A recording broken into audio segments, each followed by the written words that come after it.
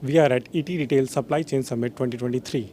So today we have with us Neha Parekh, Director Supply Chain, Nivea India. Hello, ma'am. Hello. Hi. So on the technology front, just wanted to understand how Nivea India is working for India business. Yeah, I think technology is becoming very key core to the way we do our supply chain, and I'll specifically speak on supply chain as an area. There's been step change, and Nivea is a very young brand, but all of us have a memory of opening that blue Nivea tin, and anything that anybody from abroad, you will always ask a Nivea product to be brought in. So one of the things that we do is making sure that our quality of product remains the same throughout the product journey, and we use technology a lot, where we have a lot of checks that happens through after the product is made till it reaches the customers, and we get that data, and it's a massive information that you get. We get quality on shelf data, and then we analyze through a technology platform and see how the product is performing. And that's something that's in the, I would say the key enabler is technology. The way other part is, I will say, gone are the days when people used to go with hand book and a pen to take customer orders. Now most of it happens on handheld. Everybody is moved, the way we take stocks at warehouses, the way we move our vehicle, the way we track our vehicle, all of this has been backed with a good technology platform happening. And I think very happy to see supply chain now becoming at the forefront and adapting this kind of a technological advancement in India. So what are the key strategies that you're focusing on for Nivea's India business? I think one of the key focus for us, being a young brand but a very, very growing brand, is how do we make sure that our supply chain is capable to fuel the growth that we are looking for as a brand, right? We are a very growing brand, very young brand in India. How do we make sure that supply chain is a key enabler, and we partner with our business in delivering the kind of growth that we are doing right now? Okay, so what kind of consumer behavior change that you have seen in last 2 years after the pandemic? How consumers are shopping now? I think the customers are now very well evolved. They have multiple choice to buy the same product. There is quick commerce where you get 10-minute deliveries at no cost. You have e-commerce from which you can buy. You can go down to the Kirana store and buy it. That format also is changing. You have a modern trade, and that's a very good thing because customer today has a lot of choices, and there are a lot of equalizer, and these channels are playing like good equalizer to the customer.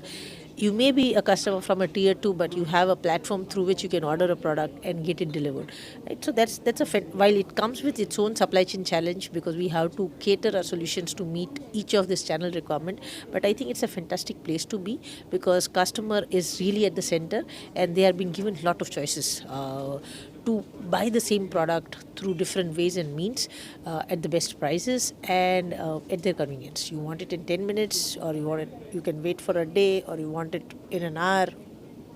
Choice is yours. So how much contribution you are getting from e-commerce currently, or how e-commerce is helping grow your business? I would say I won't be able to share the exact contribution percentage, but I think it's a channel which everybody is now focusing on to, because post-COVID, lot of customer behaviors are changing, and there is significant growth that we are seeing. However, the model still keeps evolving, right? And so, I mean, when modern trade was coming, and people thought that mom and pop stores will close in India, but that did not happen. Your general trade continues to thrive, and they also received a good boost post COVID. E-commerce is also one channel which is still evolving. We still have a way to go in getting that stable, but it is here to stay. And how we as supply chain cater and form it up, I think we still have some learnings there, but for most of the organization, I think they all have now a strategy to serve e-commerce and figure out how we can fulfill this channel. So any kind of impact that you are seeing due to inflation or any kind of macroeconomic headwinds that you have seen previously? I think supply chain still are not, as people use that new normal, but this is now the new normal. We continue to face disruptions, and on the other hand, the customers' requirements are getting much more stringent. They are expecting the product to be delivered in as low as 10 minutes, right?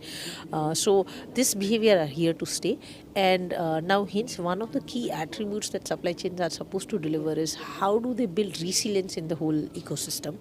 It's not just about servicing your orders, but how resilient can you come? And people are now becoming much more aware of disruptions that can open.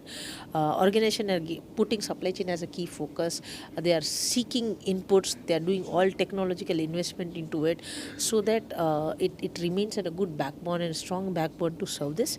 But disruptions are here to stay, and there is a good acceptance. But how do we build resilience so that our customers are not impacted, our growths are not impacted, and rather than it becoming a limiting factor, we become a key enabler to our business growths.